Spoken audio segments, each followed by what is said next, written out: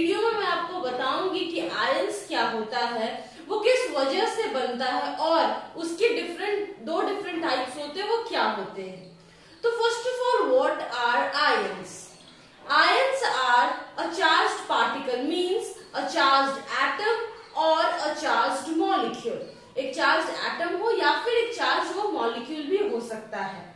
Usually ions को हम show कैसे करते हैं? तो हम जिस भी element यानी कि या फिर जिस भी atom या जिस भी molecule का charge हमको show करना है, उसमें सुपरस्क्रिप्ट करके हम चार्ज लिखते हैं। सपोज हमको सोडियम का जैसे प्लस चार्ज होता है +1, तो अगर वो शो करना है तो हम Na लिख के सुपरस्क्रिप्ट में प्लस ऐसे लिखेंगे। जैसे ऑक्सीजन यानी O, उसका चार्ज होता है 2-, तो हम O लिख के ऊपर में सुपरस्क्रिप्ट में 2- लिखेंगे। तो इस तरह से आयंस के चार्ज को मेंशन किया जाता है। So basically ions are charged particle, charged atom और अ चार्ज्ड मॉलिक्यूल। अगर वो मॉलिक्यूल है, चार्ज मॉलिक्यूल है, तो जो भी चार्ज है वो पूरे मॉलिक्यूल पे होगा। जैसे एमोनियम का फॉर्मूला होता है NH4। अगर आपसे सिर्फ फॉर्मूला पूछा जाए तो आप बोलोगे NH4, लेकिन उनका चार्ज +1 होता है और उसको NH4 का सिंबल जहां लिखेंगे उसके ऊपर में सुपरस्क्रिप्ट करके लिखा जाएगा। तो इस तरह से हम सिंबल्स और आयंस को मेंशन करते हैं। एटम्स और मॉलिक्यूल्स के सिंबल्स पे कैसे आयंस को मेंशन करते हैं, ये मैंने अभी आपको बतला दिया। अब हम सोचते हैं आखिर ये बनता कैसे। कुछ आयंस पॉजिटिव भी होते हैं, कुछ आयंस निगेटिव भी होते हैं। जो निगेटिव चार्ज पार्टिकल या निगेटिव आयंस हैं उनको एनायंस कहा जाता है, और जो पॉजिटिव चार्ज पार्टिकल्स हैं उनको कैटायन कहा जाता है। यानी पॉजिटिव आयंस मींस कैटायंस।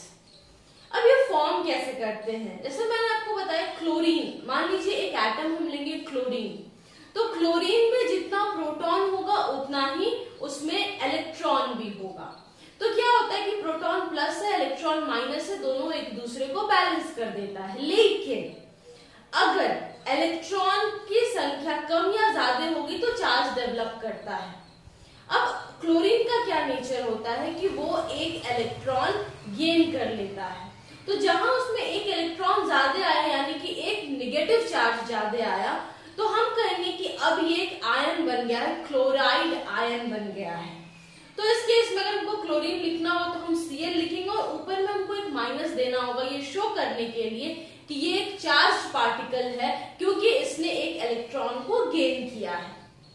उसी तरह से अगर हम सोडियम लिखे, जस्ट सोडियम, तो वो एक एटम है जिसमें प्रोटॉन्स और इलेक्ट्रॉन्स का नंबर बराबर है। लेकिन अगर सोडियम आयन है, इसका मतलब क्या, सोडियम का नेचर होता है वो मेटल है और मेटल्स का नेचर होता है इलेक्ट्रॉन्स लूज करना। तो सोडियम क्या होगा, वो एक इलेक्ट्रॉन लूज करता है। तो जहां वो एक इलेक्ट्रॉन लूज करेगा तो प्रोटॉन का नंबर 1 बढ़ जाएगा, और इस वजह से सोडियम आयन पे जो चार्ज होगा वो पॉजिटिव होगा, यानी कि वो एक कैटायन होगा और उस पर हम प्लस सुपरस्क्रिप्ट करेंगे, मतलब ऊपर में लिखेंगे। तो इस तरह से ही आयंस का फॉर्मेशन होता है। या तो इलेक्ट्रॉन्स का लॉस होता है, तो उस केस में पॉजिटिव आयंस बनते हैं क्योंकि इलेक्ट्रॉन्स लॉस हो रहा है तो प्रोटॉन की संख्या बढ़ जा रही है उस पर्टिकुलर एटम में।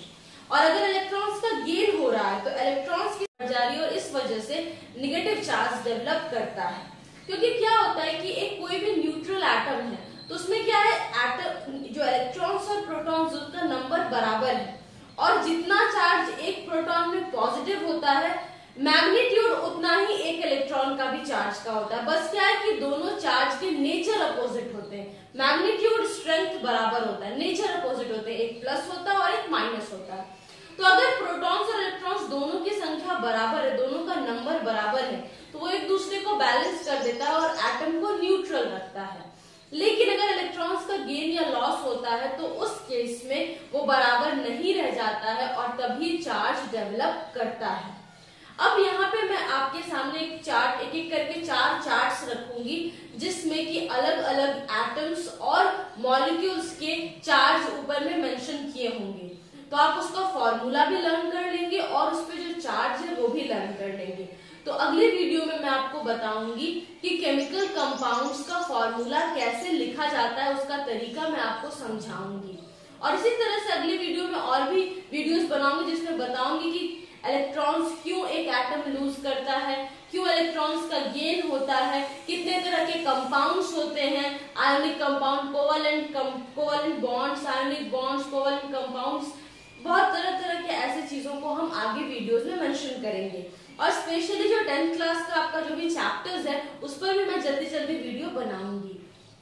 See you in the next video. Till then, keep smiling, have wonderful days, and please don't forget to learn these charges of different atoms and different molecules, क्योंकि जब मैं अगली वीडियो में आपको सिखाऊंगी कि कैसे एक केमिकल कंपाउंड का फॉर्मूला लिखा जाता है, तो आपके लिए ये बहुत एसेंशियल होगा, तो आप प्रैक्टिस ठीक से कर पाओगे तभी जब आपको ये सारे फॉर्मूला लर्न होंगे। Thank you.